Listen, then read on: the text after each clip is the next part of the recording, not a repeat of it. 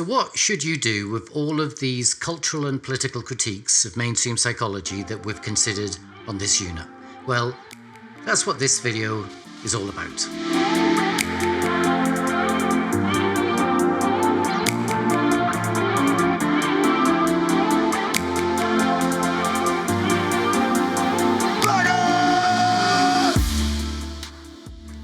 So we've considered how psychology might have become a discipline that's socially and politically unprogressive and is often problematic. So what do you do with that critique? Do you stick with psychology and just become grumpy?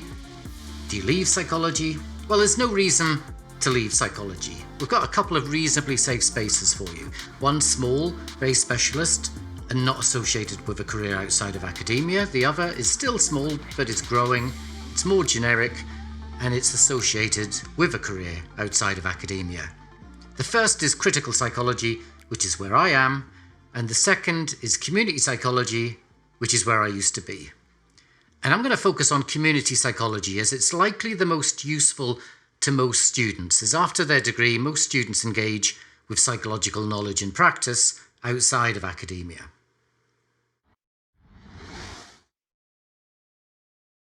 I'm going to draw out 6 key features that we find across community psychology as a whole, but bear in mind, there's no common agreement over this, and I'll get to that in a moment. But first, the features. I've put the name and date for the person who's most associated with each feature, so you can go look up each of these features for yourself. So let's start. Number 1, giving psychology away. George Miller, 1969. What this means is sharing our knowledge with those who need it and recognizing that psychological expertise is not only possessed by psychologists. This is about giving our knowledge away, but also giving our status as experts away. And it challenges the way psychology's become a protected, siloed profession, not least shown by the long and circuitous path we've created for those who want to become registered as a psychologist. Number 2. Avoid blaming the victim. William Bryan, 1971. What this means is we stop blaming structural problems on people who suffer the effects of those problems. So we stop individualizing the causes of poor mental health and stop blaming disabled people for their own social exclusion.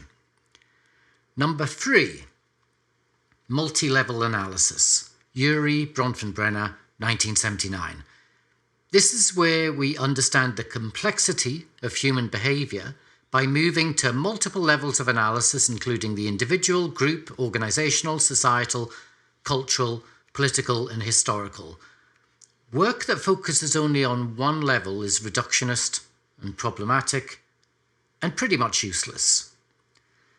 Number 4, prevent rather than treat. George Albee, 1988.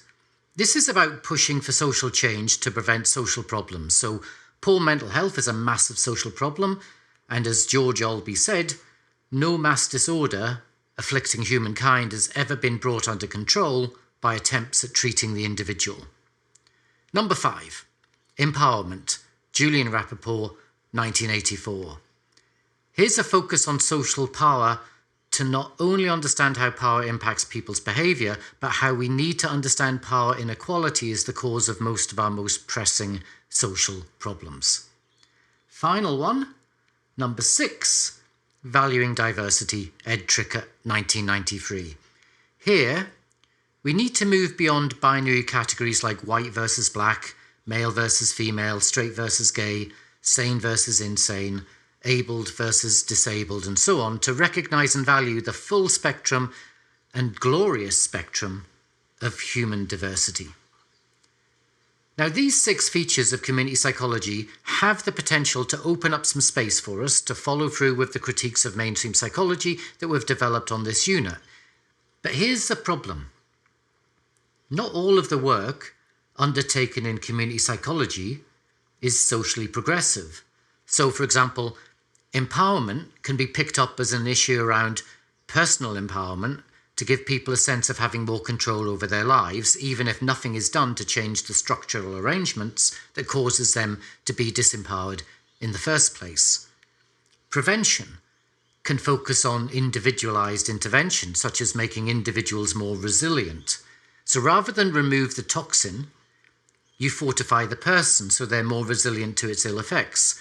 Kind of like your employer telling you that they won't remove the barrel of radioactive goo sitting in your office, but they will provide you with a hazmat suit to wear, or at least give you instructions on how to make a hazmat suit for yourself. And valuing diversity can be used to leverage open space for already privileged groups to come into the meeting spaces of those who have no privilege under the auspices of, hey, if we're equals, why are you excluding us from your meeting? And all of these things happen because community psychology doesn't have at its core a focus on social power and its abuses. The thing is, not everyone in community psychology is going to be equally aligned to a socially progressive agenda, and this makes the whole task of defining community psychology complicated.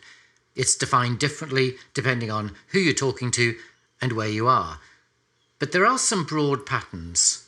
So in the US, and to an extent in Australia, it's more focused on the individual. And in countries in Europe, Central America and South America, it's more focused on social systems. But there are also differences within countries, which makes it even harder to map. Community psychology in Australia is an example of this. So in Western Australia, you tend to find more of a focus on cultural issues and issues around social exclusion, more so than in Victoria and New South Wales, where the focus is more on the social and on people's sense of community, for example. And some would say they're more focused on the individual. There's not much official representation of community psychology elsewhere in Australia, so it's not really that clear what other regional flavours there might be. Now, these regional differences reflect both geographical and historical contexts that have arisen in these different regions, but the variations are becoming less distinct because increasingly people migrate into and out of these regions, and as they do so, they take out and bring in different ways of working. And I'm a case in point. So I came to Australia from the UK, and I brought with me a version of community psychology that reflected the work that I did in the UK. This is work I did with someone called David Fryer, and later with a group of community psychologists in Manchester. And it was with the group in Manchester that I co-authored the book Critical Community Psychology, where we defined community psychology as focused on creating social change by creating alliances with people marginalized by social systems. So what I'm saying is that you can find people you can align with in community psychology to help you engage in the types of critical thinking we've been exploring on this unit, but you might not. And that's because that amplified individualism that we've been talking about all through this unit affects everyone in psychology in different ways, and that's as true for community psychology as any other area of psychology, though community psychology has the promise of a few more escape hatches from those mainstream individualized ways of working. If you want a space that's more fully detached from that individualized approach, then you need to head into critical psychology. That's where I am now. It's also known as critical social psychology. It's the space that we've been occupying on this unit. But critical psychology and critical social psychology only really exist in academia. As outside of academia, it's not really a thing, or at least it transforms into a different sort of thing, like political activism. And that means critical psychology seems a bit detached, or at least unrecognized by the world outside of the academy. And it's difficult to map a career path in critical psychology outside of the academy. So it's good if you plan to be an academic for the rest of your life, but if you're not planning that, then not so good.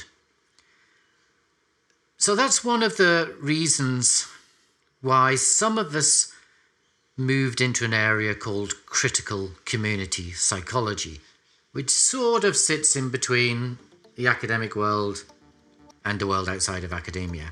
But I'm not going to talk about that just now. I've got another video on that on my YouTube channel. And if I got into that just now, we'd never finish this unit. And I do need to wrap things up for this unit, and I'm going to do that in my next video, which will sum up what we've been doing, what we've been talking about, and yeah, so till then, ta-da.